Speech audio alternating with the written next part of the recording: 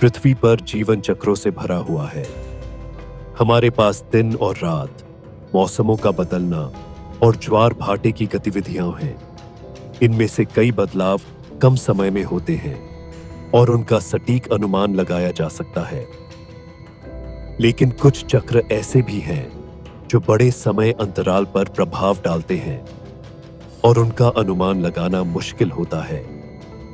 एक ऐसा climate cycle है जो आपको जरूर प्रभावित करेगा, एल नीनियो सदर्न ऑसिलेशन, जिसे एल नीनियो और ला नीना के रूप में जाना जाता है।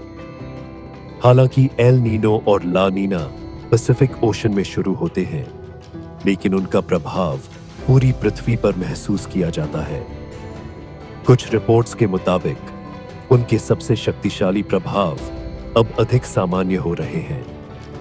बीते दशकों में इन घटनाओं के कारण फ्लड्स, ड्राउट्स, फैमिन और समुद्री जीवों की सामूहिक मृत्यु जैसी विनाशकारी घटनाएं हुई हैं।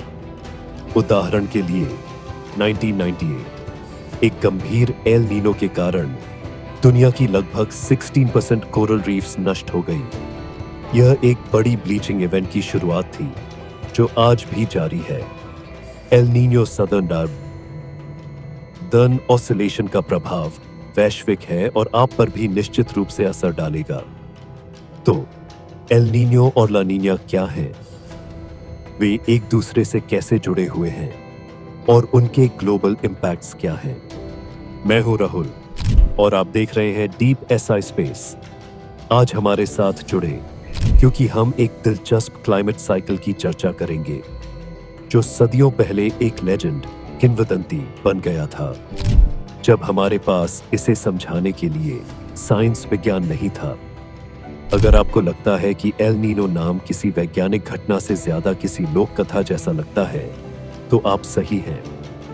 17वीं सदी के दौरान मछुआरों ने गर्म पानी और पुअर फिशिंग कंडीशंस, खराब मछली पकड़ने की स्थिति को देखा जो क्रिसमस के आसपास चरम पर होती थी।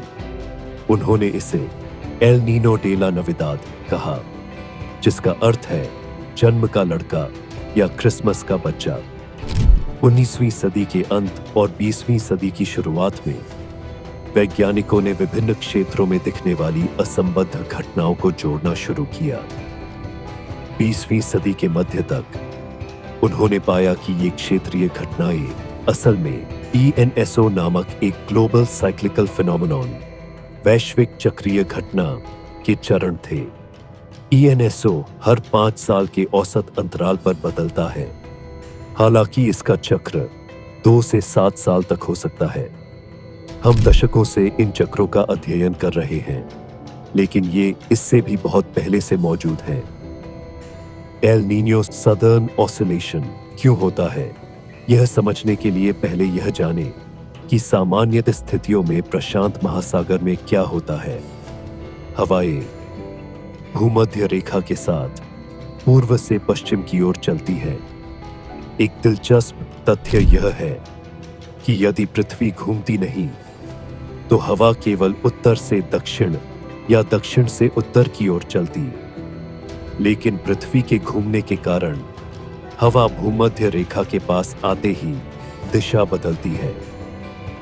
भूमध्य रेखा के 30 डिग्री उत्तर और दक्षिण तक फैले क्षेत्र में, जिसे कभी-कभी हॉर्स लैटिट्यूड्स कहा जाता है, उत्तरी गोलार्ध में हवा दक्षिण पश्चिम की ओर मुड़ती है और दक्षिणी गोलार्ध में हवा उत्तर पश्चिम की ओर।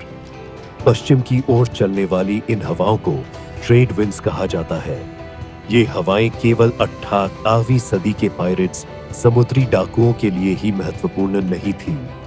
जब ये हवाएं प्रशांत महासागर में पश्चिम की ओर चलती हैं, तो दक्षिण अमेरिका के पास से गर्म पानी को एशिया की ओर खींचती है। यह कोल्ड वाटर, जो पोषक तत्वों से भरपूर होता है, फाइटोप्लैंक्टन को पोषण देता है। यही फाइटोप्लैंक्टन मछलियों और उनसे जुड़ी पूरी इकोसिस्टम को बनाए रखते हैं। तो नॉर्मल कंडीशंस में ट्रेड विंड्स के कारण गर्म पानी पश्चिमी प्रशांत महासागर में इकट्ठा होता है। यह गर्म पानी एशिया और ऑस्ट्रेलिया के करीब एटमॉस्फेरिक प्रेशर को कम करता है।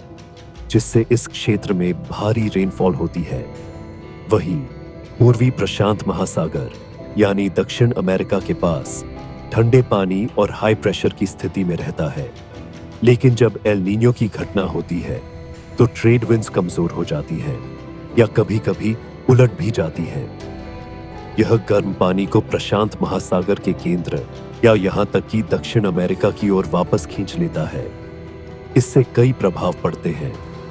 पूर्वी प्रशांत में गर्म पानी के कारण हवा ऊपर उठती है, जिससे भारी रेनफॉल और फ्लडिंग होती है। वहीं पश्चिमी प्रशांत और एशिया के क्षेत्रों में ड्राउट पड़ने लगता है।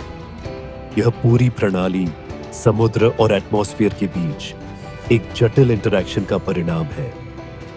दूसरी ओर ला नीना एल नीनो का विपरीत चरण है। इस दौरान ट्रेड विंड्स असामान्य रूप से मजबूत हो जाती है और प्रशांत महासागर के पश्चिम में गर्म पानी अधिक केंद्रित होता है। इसका मतलब है कि पश्चिमी प्रशांत क्षेत्र में अत्यधिक रेनफॉल और फ्लडिंग हो सकती है, जबकि पूर्वी प्रशांत और दक्षिण अमेरिका में ड्राउट की स्थिति बन सकती है।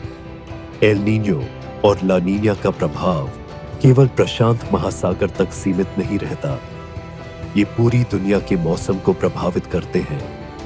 उदाहरण के लिए भारत में मॉनसून पर इनका गहरा प्रभाव पड़ता है। एल नीनो के दौरान मॉनसून कमजोर हो सकता है, जिससे ड्राउट पड़ने की संभावना बढ़ जाती है।